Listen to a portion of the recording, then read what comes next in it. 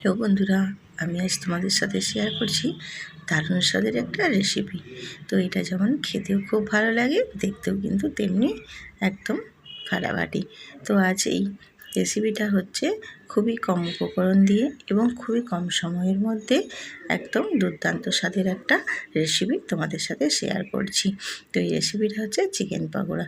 Chicken pakora পুরো কিন্তু দোকানের স্টাইলে, একদম দেখতেও তেমনি আর খেতেও সেরকম দুর্দান্ত স্বাদের। এই চিকেন পকোড়াটা তোমাদের সাথে শেয়ার করছি, ভিডিওটা পুরোটা দেখতে থাকো, সঙ্গে থাকো। আমি এখানে নিয়েছি 500 গ্রাম মতো চিকেন।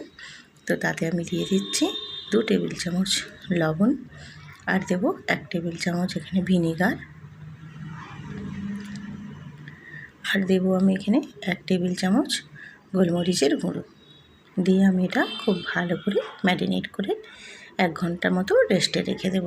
তো তোমরা যদি হাতের সময় না থাকে বন্ধুরা, তাহলে একটু নুন দিয়ে ভিনিগার দিয়ে সব কিছু দিয়ে একটু হালকা করে সেদ্ধ করে নিতে পারো। যদি না হাতের সময় থাকে তাহলে একটু সেদ্ধ করে নিলে কি হয়, চটজলদি রেডি হয়ে যায়। তো আমি এটা ম্যারিনেট করে 1 ঘন্টার জন্য রেস্টে রেখে দেব। তো এবারে আমি একটা বোল নিয়েছি, বোলের মধ্যে আমি একটা বড় সাইজের বাটির 1 বাটি কর্নফ্লাওয়ার নিয়েছি। তো যেহেতু আমার চিকেনের পরিমাণটা একটু বেশি আছে, তার জন্য আমি এখানে একটা বড় বাটির 1 বাটি নিয়েছি কর্নফ্লাওয়ার। আর দিয়ে দেবো এখানে দুটো ডিম দিয়ে, আর দিয়ে দেবো আমি এখানে স্বাদ মতো লবণ, আর দেবো 1 চামচের গোলমরিচের গুঁড়ো।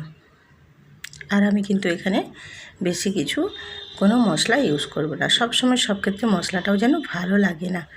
দিয়ে আমি খুব ভালোভাবে এইভাবে বারবার ঘুরিয়ে ঘুরিয়ে খুব সুন্দর করে একটা পাতলা ব্যাটার তৈরি করে নেব। তো দেখো, খুব সুন্দরভাবে আমি পাতলা একটা ব্যাটার তৈরি করে নিয়েছি। তো এটা কিন্তু ডিম দিয়েই করতে হবে, এর মধ্যে একটুও জল দেওয়া যাবে না। জল দিলে কিন্তু এই চিকেন পকোড়াটা ক্রাঞ্চি বা মুচমুচে ভাবও হবে না, আর খেতেও ভালো লাগবে না। তো এটা কিন্তু পুরোটাই ডিম দিয়ে এইভাবেই ফাটিয়ে নিতে হবে। দরকার পড়লে 2টোর জায়গায় 3টে ডিমও দেওয়া যেতে পারে, কিন্তু জলের ইউজ একদমই চলবে না। তো এইভাবে আমি দেখো ব্যাটারটা খুব সুন্দরভাবে ফেটিয়ে নিয়েছি। এবারে আমি দিয়ে দেবো এর মধ্যে 1/2 টেবিল চামচ বেকিং সোডা। এটা বেকিং সোডা, বেকিং পাউডার না।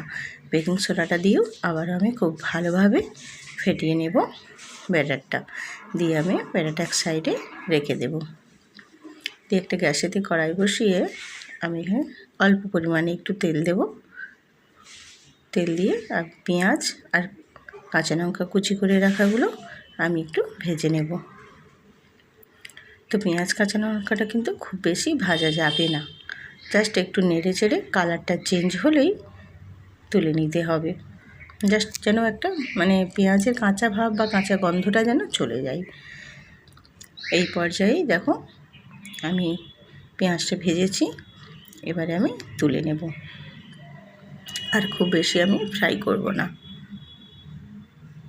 তো আমি পেঁয়াজটা ভাজাটা তুলে নিচ্ছি। তো চিকেন পকোড়ার সাথে পেঁয়াজ একদম অবশ্যই লাগবে, পেঁয়াজ কাঁচা লঙ্কা ভাজা। তো দেখো আমি তুলে নিয়েছি।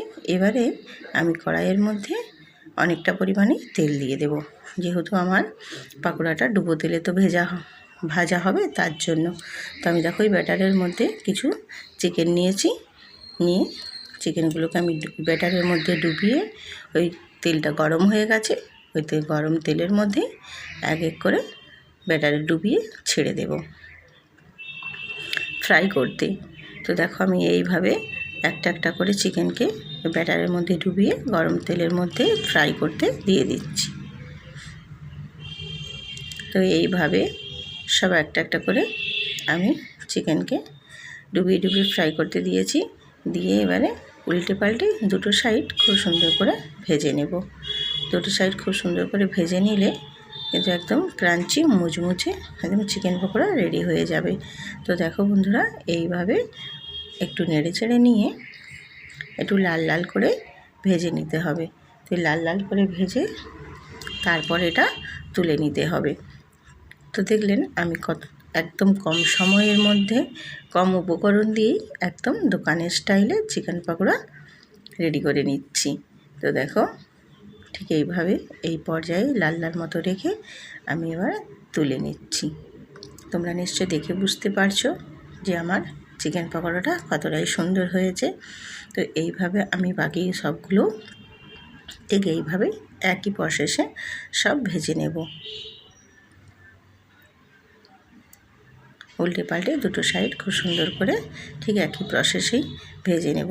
আর বন্ধুরা, একদম কিন্তু দোকানের স্টাইলেই খেতেও খুবই দুর্দান্ত স্বাদের হয়, আর এটা দেখতেও খুবই ভালো লাগে। তো অবশ্য একদম দোকানের স্টাইলের মতোই হয়েছিল। তো দেখুন আমি সবগুলো পুরো ভেজে নিয়েছি। দেখছেন কতটা সুন্দর লাগছে দেখতে। তো এবং চিকেনগুলোও কিন্তু পকোড়াগুলোও কিন্তু খুব সুন্দর হয়েছিল। খুব আমি তোমাদের ঠিক বোঝাতে পারছি না হাতের মধ্যে করে, কিন্তু খুব মুচমুচে হয়েছিল। এইভাবে বন্ধুরা একবার বাড়িতে বানিয়ে দেখো, নিশ্চয়ই ভালো লাগবে। তো ভালো লাগলে একটা লাইক শেয়ার কমেন্ট করে পাশে থাকো, আর নতুন নতুন বন্ধুরা সাবস্ক্রাইব করে পাশে থেকো। আবারও আসবো এইরকম নতুন নতুন রেসিপি নিয়ে তোমাদের সাথে গল্প করতে। তোমরা ঠিক এইভাবেই আমার সঙ্গে থাকো, পাশে থাকো। আবার আসবো এইরকম নতুন নতুন রেসিপি নিয়ে। তো ততক্ষণ সবাই সুস্থ থাকো, ভালো থাকো।